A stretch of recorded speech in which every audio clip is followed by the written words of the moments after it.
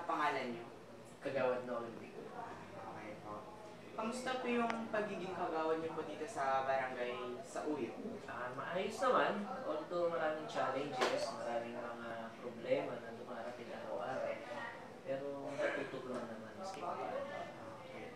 Ano po yung mga problema yung kinaharap nyo o kinakaharap po ng tandang barangay sa Uyo? Okay, marami, iba-iba.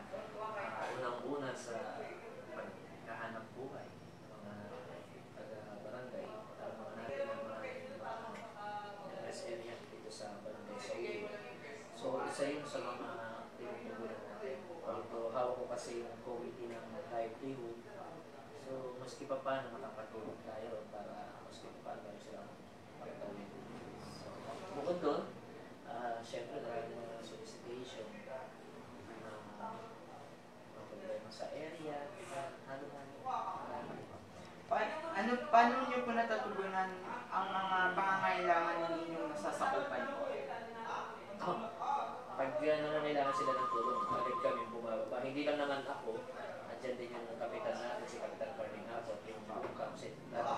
Bumababa sa area kapag may mga nangangailangan. Ito, pagtag-ulan, yan, may mga area kami binabaha, bumababa naman kami, tinitignan namin sitwasyon.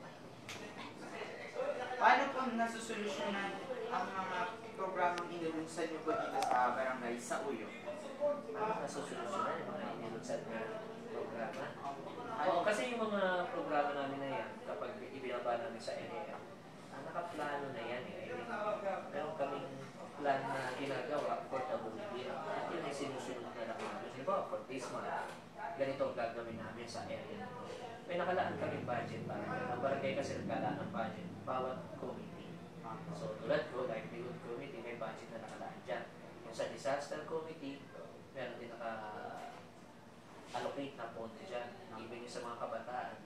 So, ayun yung madali mong matugunan tayo